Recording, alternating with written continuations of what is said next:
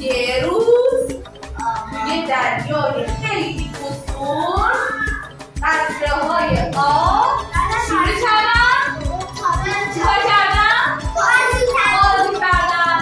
محمدی داشتن بازی می‌کردن، از این ور به اون ور می‌پریدن. بچه‌ها همتون قطره‌های آب بشین، مثل قطره‌های آب بشین، بپرید این ور بپرید اون ور. آفرین. حالا بشینید. حالا قطره‌های آب شروع کردن بازی کردن. مثل موج‌های دریا از این ور به اون ور می‌پریدن.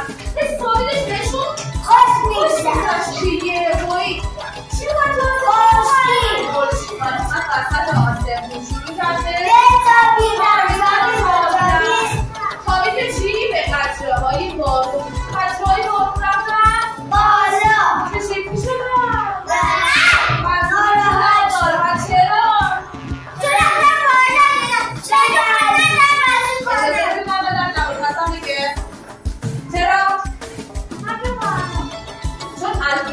جدا شدن.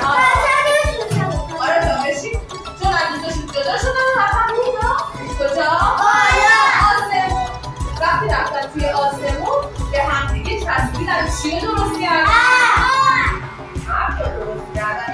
دیدن دوباره دوستاشون هم اونجا چی شدن؟ خوشحال شدن که دوستاشون رو پیدا کردن. توی ابر چسبیدن به هم. ولی دیگه دوستاشون جا نمی‌شدن. ابر چی شد؟ سنگین شد. بارون شروع کرده باریدن. از آسمون شروع کرده باریدن. من دوباره رفت کجا؟ دریا. بچه ها به این چی میگن؟ آفرین خوابتون بیا. برش نست بزنید.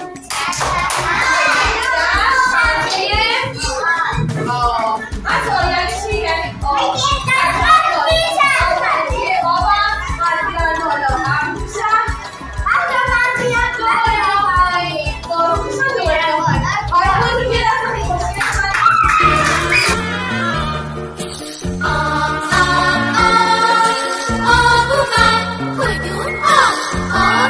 توی